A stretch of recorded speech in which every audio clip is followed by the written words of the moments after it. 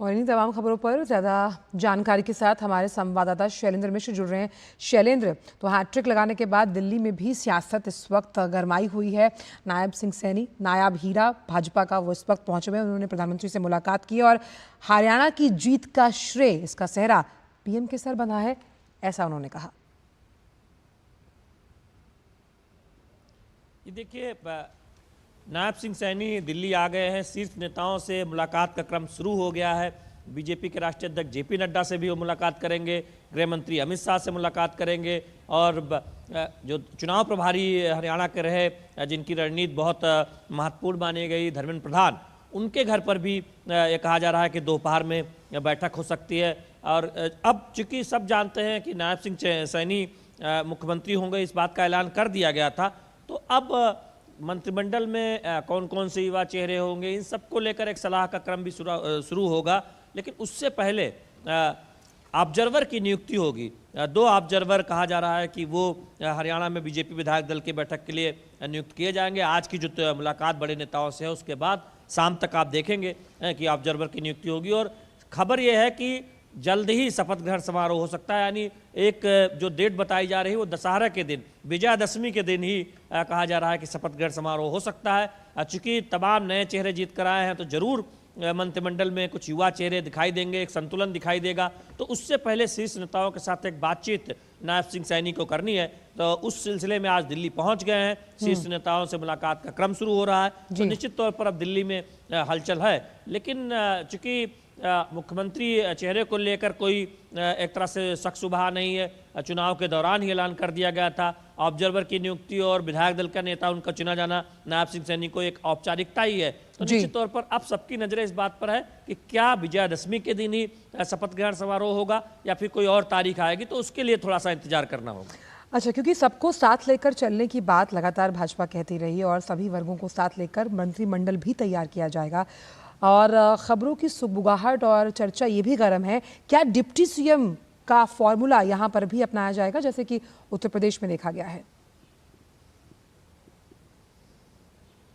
देखिए, अगर आप बीते एक दशक में देखें तो बीजेपी ने कई राज्यों में, केवल उत्तर प्रदेश ही नहीं, आप राजस्थान देखें, आप बाकी प्रदेश देखें, तो बीजेपी ने उप मुख्यमंत्री, उत्तर प्रदेश जैसे बड़े राज्य में तो 2 उप मुख्यमंत्री और बाकी जगहों पर 1 उप मुख्यमंत्री का एक तरीका अपनाया है, जहां पर वो खुद अपने दम पर बहुमत में है, वहां पर भी। तो ऐसे में इस बात को पूरी तरह से नकार देना कि उप मुख्यमंत्री नहीं होगा, ये अभी मुनासिब नहीं होगा। लेकिन चूंकि आप पिछले 10 सालों में देखें तो हरियाणा में मुख्यमंत्री के तौर पर नायब सिंह सैनी पहले, इस वक्त निवर्तमान मुख्यमंत्री, और उससे पहले मनोहर लाल खट्टर तकरीबन 9 साल तक मुख्यमंत्री रहे।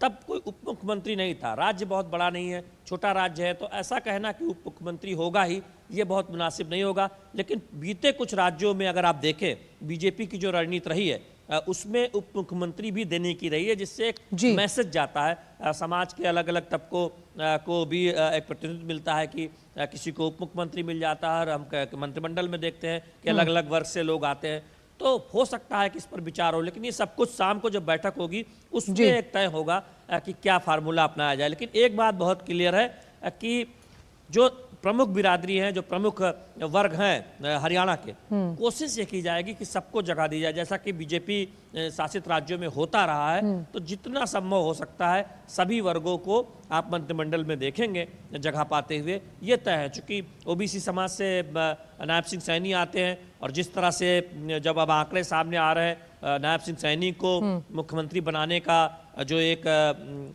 बीजेपी ने फैसला किया था, उसके बहुत अच्छे परिणाम आए। आप सभी वर्गों का जिक्र कर रहे हैं शैलेंद्र, ओबीसी वर्ग से भी काफी चेहरे होंगे, क्योंकि आप बहुत सभी वर्गों का हम जिक्र कर रहे हैं यहाँ पर। तो क्या उन तमाम नेताओं का कद बनना तय है, जिसमें महिपाल ढांडा का जिक्र किया जाए, बड़े जाट नेता हैं, श्रुति चौधरी का अगर मैं जिक्र करूँ, या फिर वो चेहरे जिन्होंने इस जीत को दिलाने में बड़ी भूमिका निभाई है, मंत्री पद देकर उनका कद बढ़ाया जाएगा? देखिए, एक बात बहुत स्पष्ट है, दुष्यंत चौटाला, आप देखें कि कुछ दिन पहले तक जो जेजेपी के वो हिस्सा थे, बीजेपी और उनका गठबंधन था, बीजेपी को पूरा बहुमत नहीं मिला था, जेजेपी साथ आई थी, तो वो एक महत्वपूर्ण पद और उप मुख्यमंत्री का पद उनको मिला था। लेकिन अब बीजेपी को अपने दम पर प्रचंड बहुमत, एक शानदार बहुमत हासिल हुआ है, तो निश्चित तौर पर जिस बात की हम चर्चा कर रहे थे कि उप मुख्यमंत्री का पद हो सकता है, बीजेपी का ही कोई नेता यानी वो मुख्यमंत्री उप मुख्यमंत्री के पद पर दिखाई दे सकता है, क्योंकि वो पिछली बार जेजेपी दुष्यंत चौटाला वो साथ में थी। हम जानते हैं कि कुछ चुनाव से कुछ समय पहले वो अलग हो गए थे, अलग चुनाव लड़ा था, 0 सीटें, यानी उन्हें कोई भी सीट हासिल नहीं हुई। तो निश्चित तौर पर जिन चेहरों का आप नाम ले रहे हैं वो बड़े और चर्चित नाम हैं, जरूर उनमें से कई चेहरे नज़र आएंगे, कई दिग्गज भी आप देखें कि वो नज़र आएंगे जो चुनाव जीते हैं।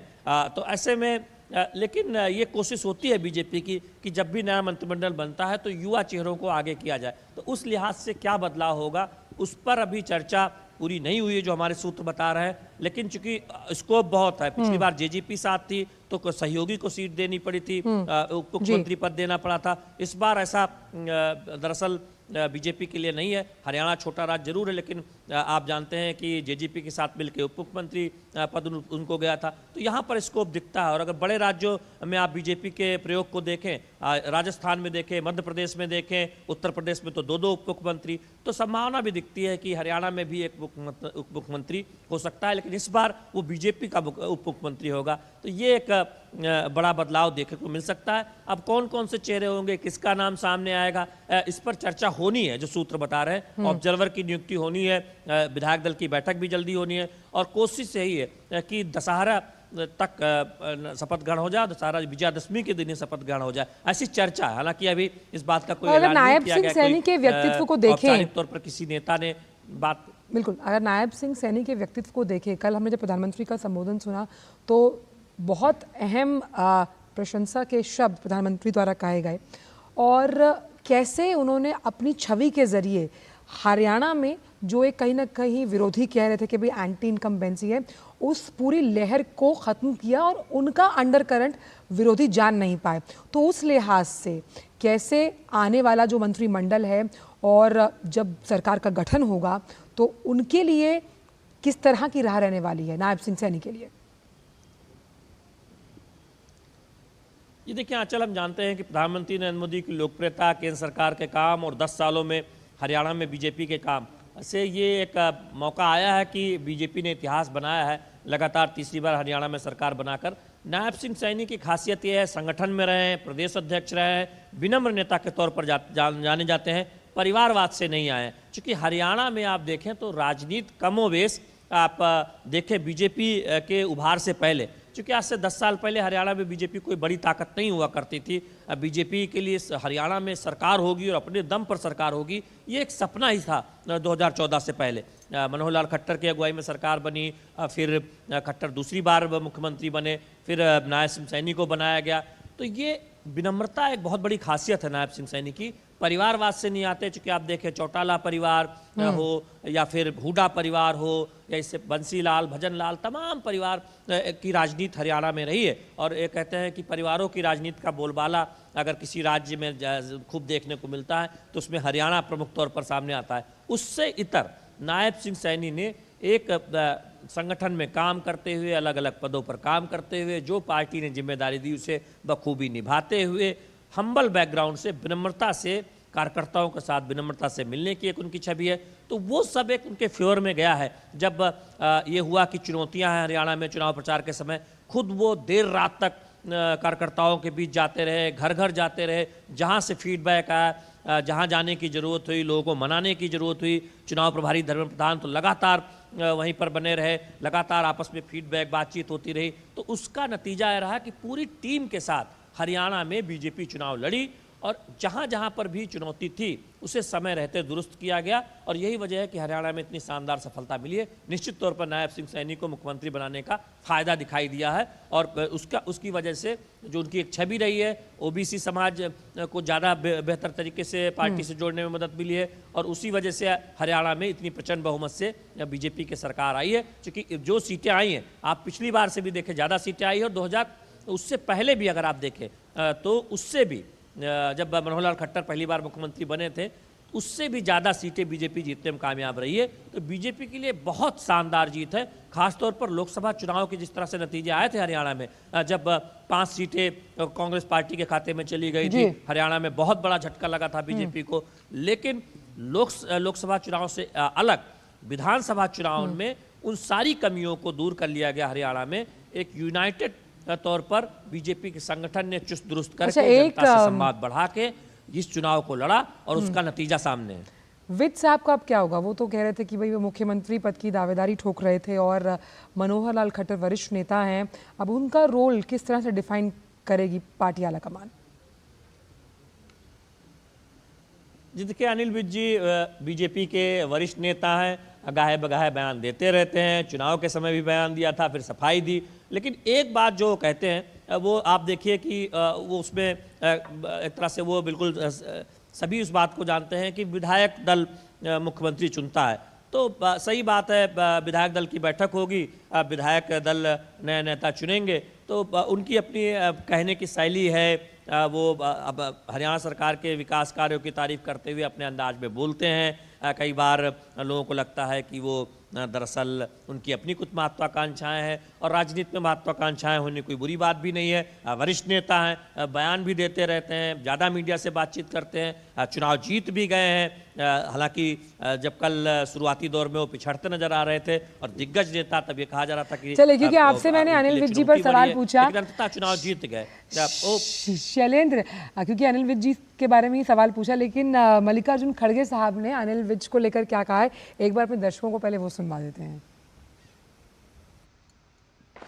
पता नहीं कहाँ से राजनीति शास्त्र पढ़कर आए हैं, इतने सीनियर लीडर हैं।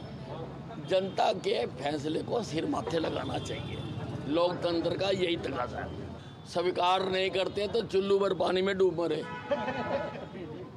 चुनाव हुए, यहाँ तुम्हारे अगेंस्ट हो वहाँ ईवीएम खराब है, जहाँ तुम्हारे हक में हो वहाँ ईवीएम ठीक है, तुम्हारा तो करैक्टर हो गया। ये छोटे छोटे बच्चे, स्कूल के बच्चे भी जानते हैं कांग्रेस के करैक्टर को। तो विज साहब ने साफ तौर पर मल्लिकार्जुन खड़गे को दो टूक सुनाए कि भाई जहाँ जहाँ आप जीतते हैं वहाँ ईवीएम काम करती है, जहाँ नहीं है वहाँ पर सीधा ठीकरा ईवीएम पर फोड़ दिया जाता है। तो ये खैर चुनावी प्रतिक्रिया है जो लगातार चलती रहेगी। बहुत बहुत शुक्रिया शैलेंद्र इन तमाम जानकारी को हमसे साझा करने के लिए और इन तभी अपडेट्स को, और आगे भी लगातार जो अपडेट्स मिलते रहेंगे। आज तो बहुत अहम दिन है कि सरकार गठन को लेकर किस तरह से तैयारी है हरियाणा में, इसको लेकर जो सारी अपडेट्स आएंगी वो हम इस मंच से साझा करेंगे। वक्त एक छोटे से